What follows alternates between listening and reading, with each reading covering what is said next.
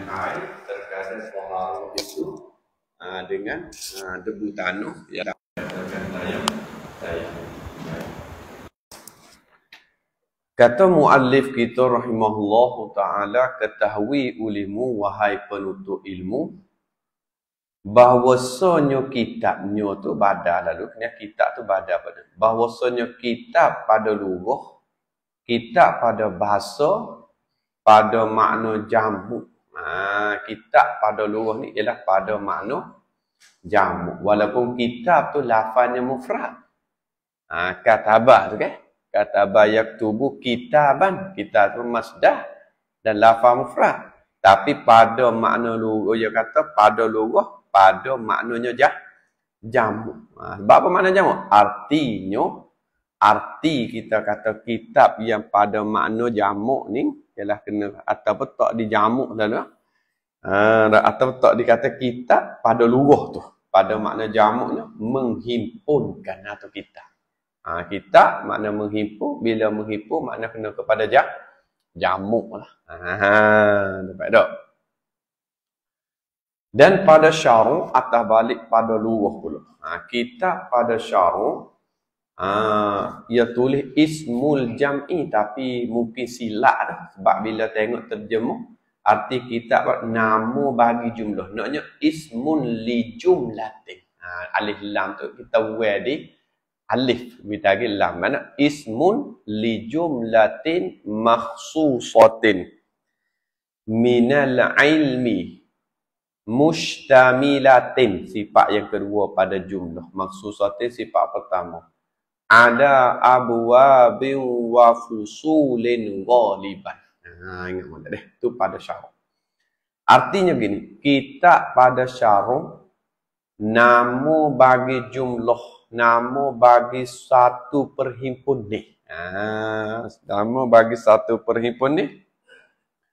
Jumlah mana? Jumlah yang tertentu daripada ilmu. Jumlah tu ada jumlah. Maknanya kena ada gini lagi. Jumlah yang tertentu ia jumlah. Yang lagi dah. Sebab maksusatnya sifat ada jumlah.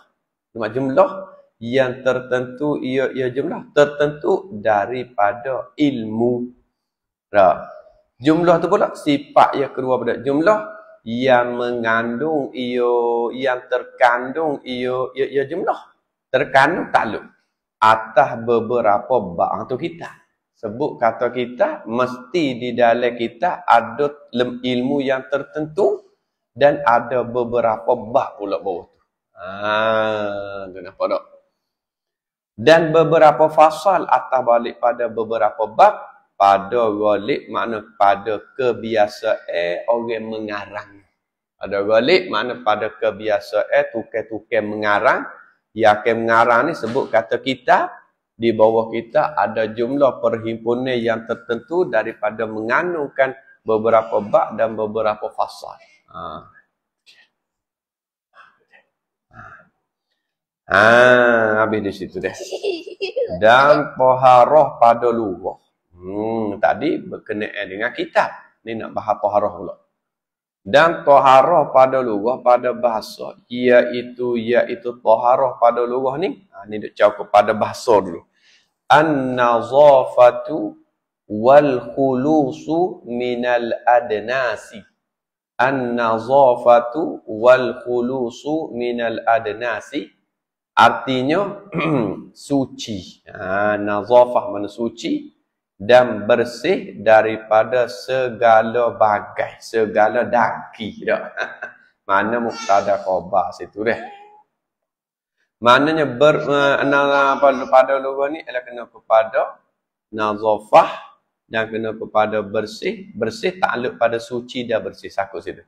Takluk pada nazafah dan khulus tu daripada segala bagai daki. Dia kata adnas. Aduk dia. Bayar daripada segala bagai, segala daki. Bayar. Nanti ada. Takmim pada kata segala daki. Aduk dia. Sama ada daki itu hisun. Sama ada daki itu hisun. Kita takdir sikit. Hisun ay zahirun. Mana kita? Sama ada daki itu hisun ai zahirun, makna daki yang zahir maknanya nampak dengan mata kepala. Dia panggil daki yang hisun ai zahirun, dapat dilihat dengan mata kepala. Satu. Yang kedua lagi pula misal pada daki itu hisun seperti najis. Najis ni dia panggil benda hissi. Kerana pandangannya nampak, khususnya kita kata najis tu najis aini. Najis yang nampak dengan mata dan boleh rasa pula, pernah dengar pocok andra dan boleh lihat pula di segi warna. Atau maknawiyun, atas balik pada hissi. Sama ada najis sama ada daki itu hissi, sama ada daki itu maknawiyun. Maknawiyun ni yakni maknawiyun yakni perkara yang reti dan faham. Maknawi yakni perkara yang reti dan faham. Nampak tak? Perkara yang reti dan perkara yang faham. Misal seperti segala aib. Seperti segala aib maknanya seperti segala-gala sifat mazmumah yang dicela pada syarak. Seperti segala aib yakni seperti sifat-sifat mazmumah yang dicela pada syarak. Dia panggil najis maknawi. Maknanya kita faham lagu mana di sini, makna taharah pada lughah lebih umum daripada taharah pada syarak. Kerana apa? Kerana taharah pada lughah itu melengkapi taharah zahir dan melengkapi taharah batin. Apa lagi? Adapun taharah di segi syarak ialah taharah yang mengandungi taharah sebelah zahir, suci daripada najis yang tidak dimaaf. Tapi kalau taharah lughah lebih umum, dan taharah lughah ni dipakai oleh ulama tasawuf. Taharah lughah dipakai oleh ulama tasawuf. Kerana apa? Kalau zahir tu wajib menyuci, maka batin wajib menyuci lebih min babil aulah. Itu dalam taharah merah. Kalau zahir wajib menyuci, maka batin hati lebih menyuci lagi min babil aulah. Kerana apa? Kerana innallaha la yanzuru ila suwarikum wala ila a'malikum walakinnallaha yanzuru ila qulubikum. Ada hadis tu, okey? Jadi bila kita faham situ, mana najis zahir lebih memerlu kepada menyuci daripada najis. Najis batin lebih memerlu daripada menyuci najis batin. Dalam kitab Majmu' Salah ada sebut kata akhir zaman orang pakat menyucikan sebelah zahir tapi tidak menyucikan sebelah batin.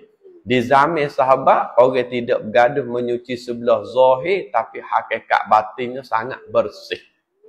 Tu dalam kitab Majmu' Salah ada sebut tu dah. Habis.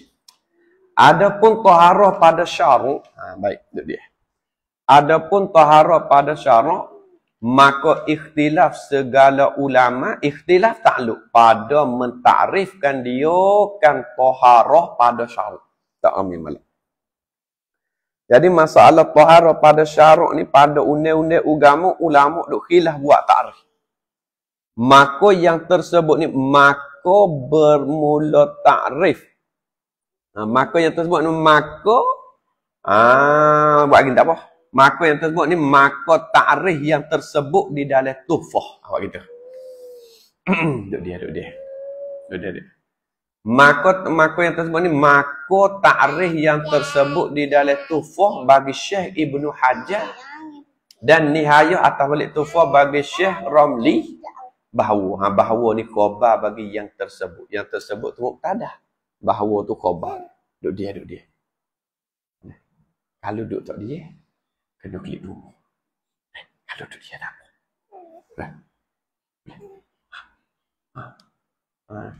Duk dia. Dia katanya, tengok sini.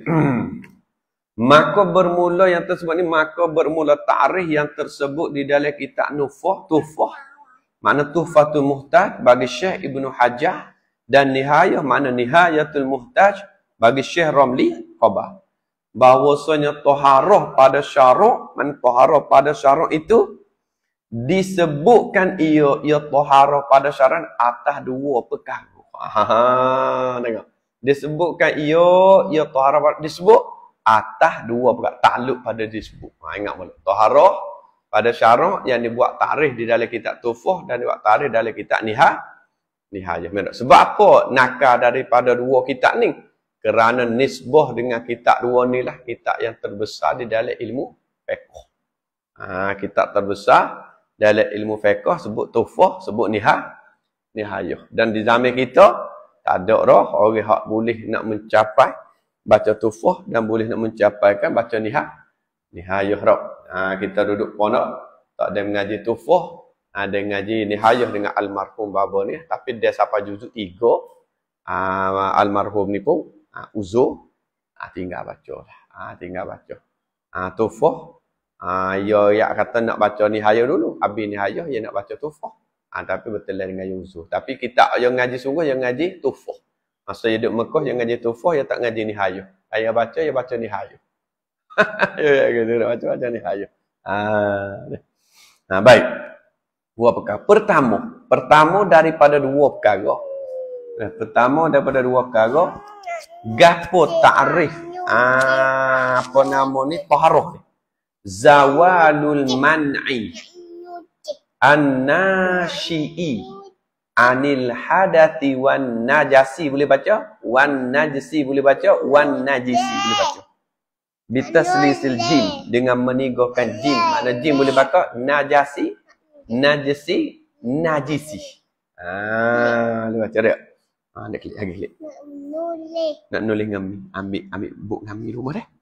Okey. Aduh. Lagi tu. Gakak. Adik. Okey. Dek. Tak apa. Okey. Adik. Okey. Tak saya. Adik nak klik tulis. Okey. Baik tak? Dia katakan artinya begini. Arti zawalul man'i ni. Gaponya maknanya taharah ni. Duk bahas dia dulu. Tak siapa cara panjang lagi. Cara ni dulu. Taharah ni menghilang teguh. Mana hilang teguh. Hilang teguh. Yang jadi yang jadi ia teguh. Yang jadi ia teguh. Jadi takluk. Takluk pada jadi. Jadi daripada hadah dan najis. Nampak tak? Tu panggil taharah. Taharah ni hilang teguh. Teguh mana sifat dia teguh? Teguh yang jadi ia teguh. Apa? An-nasyi'i itulah. Nasyi' itu sifat pada man'in. Tak? Yang jadi ia teguh. Jadi anil hadati, mana daripada hadah dan najis. Maknanya lagi ada hadah, lagi ada najis, maka teguh seorang itu daripada buat ibadah. Tu nampak lagi tak? Maknanya, selagi seorang itu duduk dalam hadah, selagi seorang itu duduk dalam najis, maka najis dan hadah itu menegahkan seorang daripada buat ibadah. Nampak lagi tak? Sebab apa? Sebab hadah dan najis itu menegah. Nampak ramai tak? Apa ramai? Begitu. Nampak merah? Kalau najis zahir menegah daripada sah. Kalau najis batin menegah daripada dapat pahala. Kalau najis zahir menegah daripada sah, maknanya kalau ada zahir najis tu menegah daripada sah, makna ibadat tu tidak sah. Kalau najis batin menegah daripada dapat pahala. Sebab apa? Sebab hak dia buat tadi semua tu sia-sia berlaku. Sebab ada najis batin, yakni sifat mazmumah. Tu nampak dah. So, dan yang kedua, atas balik yang pertama. Dan yang kedua, sebagai wak ta'rif bagi taharah ni, al-fi'lul mawdu'u. Al-fi'lul mawdu'u li'ifadati dhalika au ba'di atharihi. Al-fi'lul mawdu'u li'ifadati dhalika au ba'di atharihi. Artinya, perbuatan yang diwadukkan ia perbuatan, yang dihantarkan ia perbuatan. Dihantar bagi memberi faedah. Dihantar bagi memberi faedah. Dihantar untuk memberi faedah ia. Ada dapat ibarat dah gini. Perbuatan yang diwadukkan, mana perbuatan yang dihantarkan ia perbuatan bagi memberi faedah akan yang demikian itu, demikian hilir teguh. Demikian itu, demikian hilir teguh. Atau memberi faedah, atau balik pada memberi faedah. Atau memberi faedah akan setengah daripada segala atas. Akan setengah daripada segala kesennya, kesen yang demikian itu. Kesen yang demikian itu mana hilir teguh tadi. Misal dulu. Misal dulu. Aku tak faham. Misal dia kata seperti tayamum. Ni misal mana? Misal pada perbuatan yang diwadukkan. Perbuatan yang dihantarkan. Payah kecepet tu tak? Misal gini. Seperti tayamum. Maka bahawasanya ia tayamum ni memberi faedah, soalan kena ada ia. Memberi faedah ia tayamum. Tak boleh dah. Memberi faedah ia tayamum akan harus maya. Tak. Yang ia harus maya dah. Tak. Setengah daripada atasnya. Tak. Payah ibarat je tak. Payah juga tak. Sekali lagi. Ia kata baca lagi. Seperti tayamum. Maka bahawasanya ia tu badan padanya. Maka bahawasanya ia tayamum memberi faedah ia tayamum akan harus mayat. Yang ia harus mayat setengah daripada segala atas, setengah daripada segala kesennya, kesen bagi tayamum. Tak boleh dah.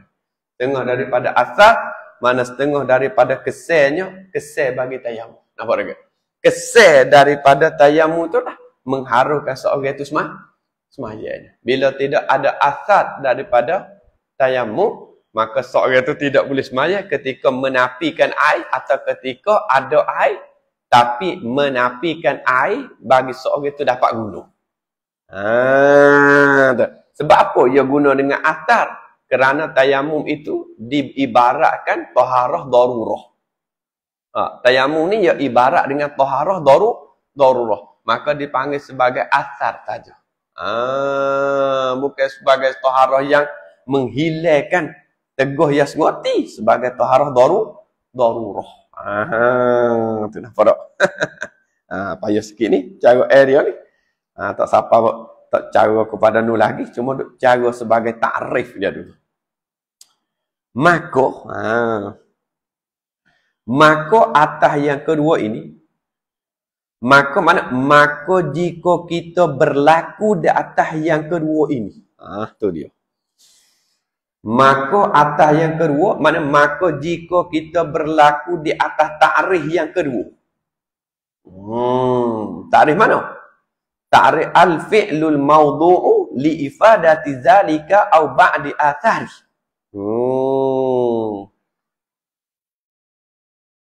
Nampak tak? Kalau kita berlaku di atas ta'rif yang kedua, inilah mentakrif. Gitu kita. Kalau kita berlaku di atas ta'rif yang kedua ni, inilah ta'rif yang kedua ni. Mentakrifkan oleh Imam Nawawi. Ta'rif kedua ni lah. Mentakrif oleh Imam Nawawi akan taharah pada syaruk. Dengan katanya, kata Imam Nawawi. Dengan katanya, kata Imam Nawawi. Imam Nawawi katakan apa? Innaha raf'u hadasin au izalatu najisin au ma fi ma'nahuma au ala suratihima. Itu tadi Imam Nawawi kata. Imam Nawawi kata gini. Innaha raf'u hadasin au izalatu najasin au ma fi ma'nahuma au ala suratihima. Artinya gini. Taharah itu Iaitu inna tu rajib pada taharah. Iaitu taharah ni apa? Mengangkatkan hadah. Taharah ialah mengangkatkan hadah. Makna seorang tu duduk dalam hadah. Bila seorang tu bertaharah, maka seorang tu mengangkatkan hadah yang ada pada diri dia. Ulama tasawuf ketika dia beri kasyah kepada dia, maka dia boleh nampak hadah yang ada pada seseorang. Nampak lagi dah? Sekali lagi. Ulama tasawuf ketika diberi kasyah kepada dia, maka dia akan nampak hadah yang ada pada seseorang. Ketika seorang yang duduk di dalam hadah besar, maka ulama tasawuf menampakkan hadah di atas seorang ialah tubuh badan seorang, start pada hujung rambut sampai kepada hujung kaki, jadi hitam dan cemah. Nah, tu tengok ulama tasawuf. Bila ketika seorang duduk di dalam hadah yang kecil, maka ulama tasawuf ketika ia kasyah, ia akan nampak pula anggota tayamum kita ni, anggota wuduk kita ni dilomorkan dengan kotoran cemah. Tu tengok tu. Inilah sebab kata nak menghilangkan hadah saat ni tu, hak zahir dan hak batin atau nak buat berlaku. Baik.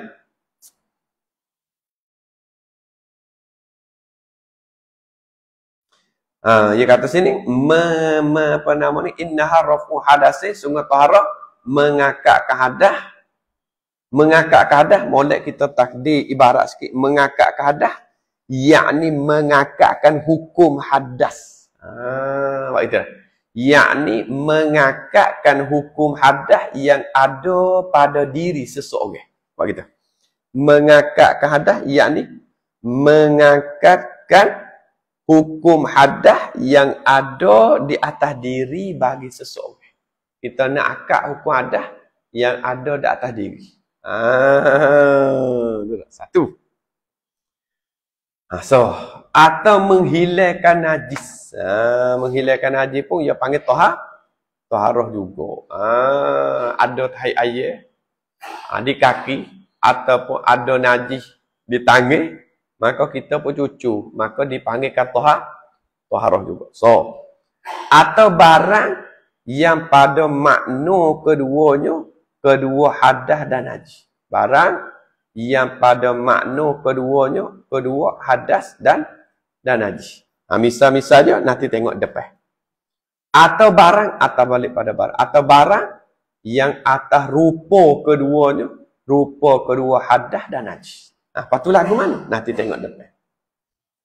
Kata Ali Syabra Malisi boleh. Atau baca kata Ali Syubra Mulasi pun boleh. Dia kata gini, bermula barang, kata boleh. Bermula barang yang pada makna mengangkat hadas itu. Gapo? Barang hok pada makna saja. Saya boleh dah. Barang yang pada makna kedua. Gapo barang yang pada makna mengangkat hadas? Ya misal seperti tayamum. Jalah tak? Seperti tayamum ni, ia panggil barang pada makna mengangkat hadas. Nampak ramai tak? Tapi hakikat sengoti seolah kata bukan mengangkat, tapi pada maknanya mengangkat. Sebab apa? Sebab sepuluh saat ni, sebab tayamum itu hanya taharah darurah. Maka duduk pada makna mengangkat. Hakikat seolah kata tidak mengangkat. Dan barang atau balik barang. Dan barang pada makna menghilang najis itu mana? Bermula barang yang pada makna menghilang najis itu khabar. Ialah seperti menyamuk kulit bangkai. Menyamuk kulit bangkai ni, ia panggil barang yang pada makna menghilangkan najis. Nampak ramai tak? Padahal, kalau kita kira sungguh, hakikat tidak hilang najis. Jalan ramai. Hakikat tidak hilang najis. Sebab apa? Sebab mana hilang najis? Sebab mungkin sekadar kita samuk lah. Samuk pula bukan samuk lek dalam. Samuk lek luar. Nanti panggil pada barangnya menghilang najis. Ya, pada maknanya menghilang. Hakikat dalil pula kata hakikat tidak hilang najis ialah tidak boleh kita nak buat makan kulit beluleh hak kita samuk tadi. Kulit kambing yang kita tidak sembelih, Maka kita sambung. Buai lendai, buai daging, buai gapo, kokok. Ambil tarik berupah, gonyo. Sidar molek, kering molek, cek molek, tak bang busuk gapo. Buat piyuh bakar, buat baju bakar, boleh. Cuci tak cuci. Panggil tahara tak? Panggil tahara pada makna dah. Tapi adakah boleh kita ni iri-iri, lepas tu buat gula, panggil tak imam makan? Tak. Jawab kata tak boleh. Panggil tak imam pun tak boleh. Tuai hujung gula pun tak boleh. Sebab ni, tilik kepada barang yang pada makna menghilang haji. Hakikat tidak dihilang, tapi masuk dalam bab yang sudah dimaaf. Kerana syarak sudah menghukum menghilang pada makna. Tu tak. Dan jadi cukup. Dan jadi cukup atas balik menyamuk. Mana seperti jadi cukup daripada tuak. Maksud tuak ni agak lah. Tak. Sebab apa? Sebab ia tak akan jadi apa nama cukup selalu kalau ia tak melalui dengan wasitah agak. Tuak agak, lepas tu baru cukup. Tak okay, ia nak mari jadi apa nama ni apa nama tuak semula. Lepas tu baru jadi cukup. Tak, ia akan jadi tuak agak. Lepas tu klik pada cukup. Maka ni ia masuk di dalam bab mana? Masuk pada bab pada makna menghilang haji. Kerana apa? Kerana sudah berubah satu perkara kepada satu perkara yang lain. Dia panggil jadi cukup daripada tuak, yakni agak dengan sendirinya. Mana jadi? Tak boleh ada jadi. Jadi dengan sendirinya sendiri cukup. Maksud jadi dengan sendiri saat itu tidak ada bubuh sesuatu di dalam agak kita atau tuak kita tadi. Mana tidak bubuh sesuatu di dalam tuak atau agak kita. Tu orang panggil jadi dengan sendiri. Bukan makna jadi dengan sendiri itu merok. Kita pergi kerak maye bagi nyo atau maye bagi tah, lepas tu dia titik jatuh le beledi diri.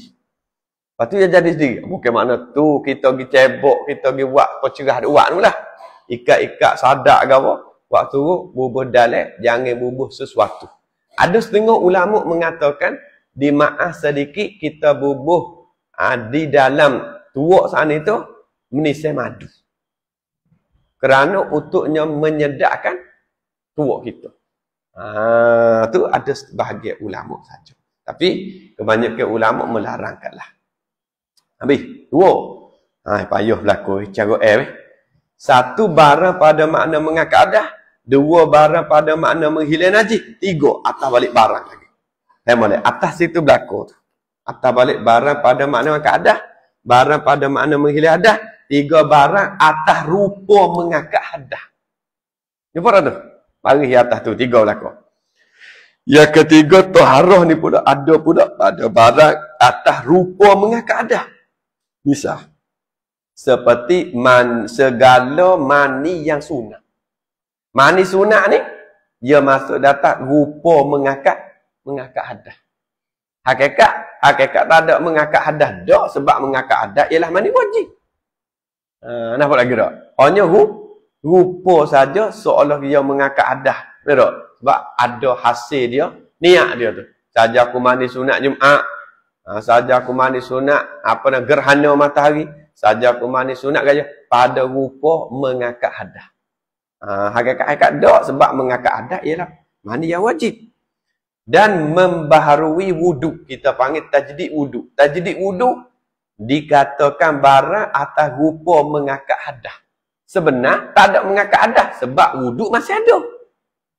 Nampak tak? Sebab wuduk masih ada. Supaya mandi yang sunat tu lah. Tak? Mandi yang sunat. Wuduk dia pun ada. Mayat tak mandi sunat pun sah. Tapi dia pergi mandi pada rupa sahaja. Habis selesai masalah. Dan habis. Dan basuh yang kedua dan yang ketiga pada wuduk dan mandi. Habis. Atas balik pada segala mandi yang sunat. Bisa. Ni misal barang yang atas rupa mengakad hadah. Seperti basuh yang kedua dan yang ketiga. Takluk pada basuh yang kedua yang ketiga. Basuh yang kedua yang ketiga takluk itu. Pada wuduk dan pada mandi. Atas balik pada Wuduk ni orang panggil ni rupa mengangkat hadas. Apa namanya? Sebab kita ambil wuduk. Kali yang pertama tu lah mengangkat hadas. Kali yang kedua, kali yang ketiga, orang tak panggil mengangkat hadas. Orang panggil rupa mengangkat hadas.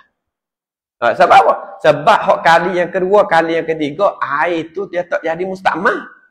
Hak tu dia panggil tak mengangkat hadas. Hanya rupa mengangkat hadas. Bila kali yang kedua, kali yang ketiga yang tak jadi mustakmal, itulah orang tak panggil mengangkat hadas, panggil rupa saja. So, dua. Lagi pula supaya mandi. Mandi wajib kita sekali gatuk hak kali pertama. Adapun kali yang kedua, kali yang ketiga, itu rupa saja mengangkat hadas. Adakah masuk di dalam bazir? Jawab kata tak masuk dalam bazir kerana kita nak menghasilkan sunat. Enggak. Malaikat masalah air dia bobo molek untuk nak buat hak wajib, maka kena tinggalkan hak sunat untuk buat wajib. Lama pergi buat sunat basuh tangan 3 kali, pergi wuduk 3 kali, habis air. Tu masalah tu lain pula. Habis, selesai masalah tu. Pasal tak payahlah mana tu dah. Agak-agak faham belaka tu. Dan barang, atas balik barang lagi. Duduk di bawah kata syabra mulasi lagi. Dan barang yang atas rupa menghilangkan najis. Allahu Akbar. Banyak weh kagak weh ngaji weh. Dan barang atas rupa menghilangkan najis. Misal, seperti basuh yang kedua dan yang ketiga atas oleh kedua. Basuh takluk pada basuh. Pada menghilangkan najis. Tak, yakni basuh saat ni tu kamadia. Kamadia ni takluk pada kata basuh. Basuh tu yakni kamadia daripada suci tepat.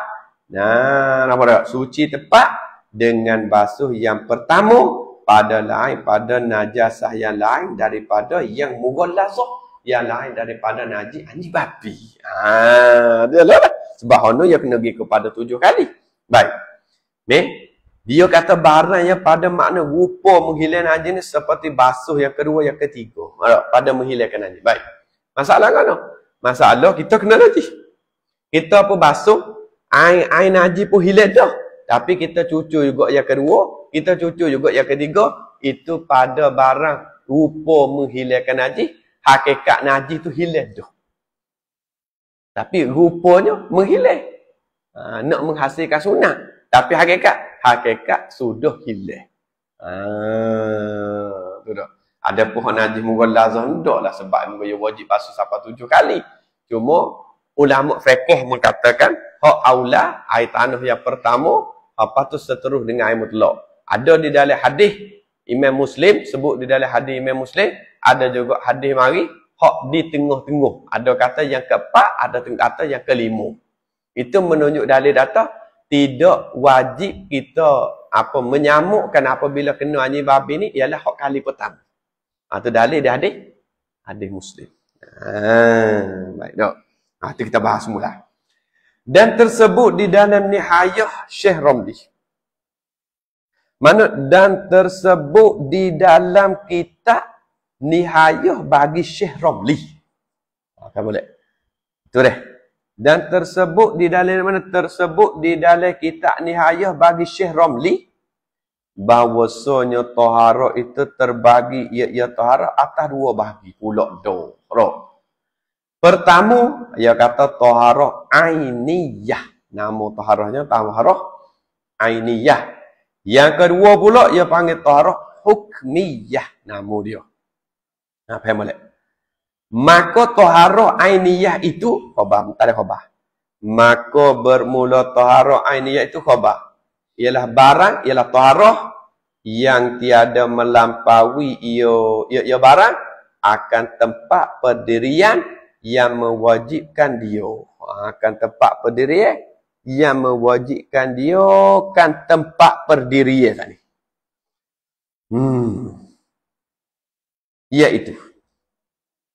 Iaitu barang tu. Merah, baca dulu dah. Pai tahu kau kira. Iaitu barang seperti membasuh najis. So, baca dulu dah. Dan taharah itu. Mula sekali lagi. Fatih molek ni ibarat ni. Maka taharah ainiyah itu, molek dah ni payah sikit. Maka bermula taharah ainiyah itu khabar. barang yang taharah yang tiada melampaui ia taharah. Tiada melampaui ia taharah. Tiada lakuh batasnya ia taharah. Boleh deh. Tiada melampaui akan tepat pendirian. Apa boleh deh? Akan tepat pendirian, yakni akan tepat tarah. Akan tepat pendirian. Apa boleh? Akan tepat pendirian yang tepat sifat dia tepat boleh. Tepat pendirian yang mewajibkan dia. Yang mewajibkan dia kan tempat pendirian. Lagu mana? Lagu mana weh? Ada dengar dulu tak? Lagu mana? Bunyi kata, dah meh puasa nak beli dah tak? Masalah tak kira lagi. Yang tu gini. Taharah ainiyah itu barang yang tiada melampaui ia barang. Tak lajuk ia barang, tiada melampau akan. Makna kita ia tu fa'il. Akan tu maf'ul dia. Tiada melampaui oleh ia barang. Akan tepat pendirian.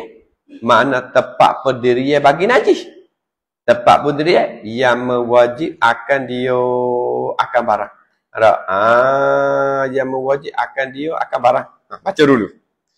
Iaitu barang kan itu membasuh najis. Baik tak? Begini. Kita ada kena najis di suatu tempat. Misal kata di atas tangan kita. Bila kita ada kena najis di suatu tempat di atas tangan kita, maka dibahas oleh ulama di sini seperti di dalam kitab Nihayah. Taharah ainiyah itu barang yang tiada melampaui ia akan tepat pada dia. Pendirian najis duduk sini. Maka dia tak akan melampau kepada orang lain. Hanya wajib kita basuh di betul-betul hak tepat kena najis. Tapi kita tidak. Bila-bila kena najis, kita akan cucuk berlaku. Tapi tepat pendirian najis benar ialah atas ni. Habis itu dah. So, nanti tengok dia bang. Dan taharah hukmiyah atas balik taharah aini. Taharah hukmiyah itu tak ada khabar. Bermula taharah hukmiyah itu barang yang taharah yang melampaui ia taharah akan dia akan tepat. Ada yang melampaui ia taharah akan tepat. Macam mana dah? Ini payah sikit. Iaitu taharah hukmiyah atau barang yang melampaui. Seperti wudu. Seperti wudu.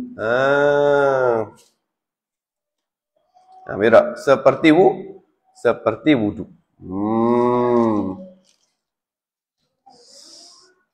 Tengok balik dah.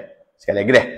Taharah hukmiyah itu sekali lagi barang yang melampaui ia barang akan tepat. Barang yang melampaui barang akan tepat pendirian. Iaitu barang iaitu barang seperti wudu. Baik. Merah. Seperti wudu. Baik. Kita buat misal sikit deh. Payuh rok. Payuh rok. Kena dengar rok. Rok. Kalau kita buat misal dengan perkara yang batal wudu setengah daripadanya, seorang perempuan yang ajnabiyah menyentuhkan seorang laki-laki yang sah nikah dua tu. Misal tu rok. Ya setuh mana? Ya setuhnya di tangan.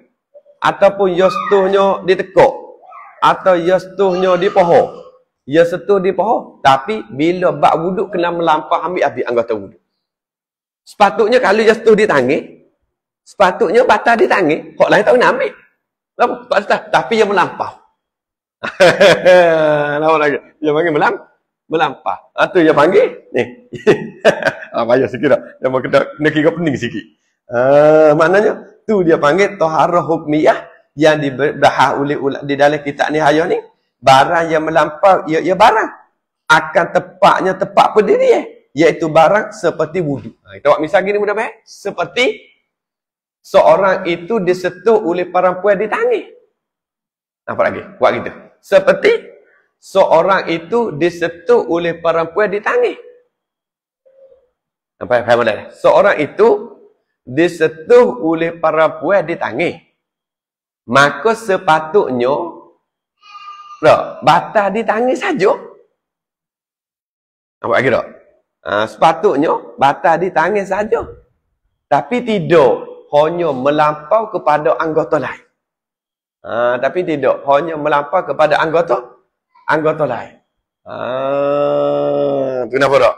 Ini ni jalan ni hak kira di dalam kita. Nihayah bagi Imam Romli. Nampak tak ni?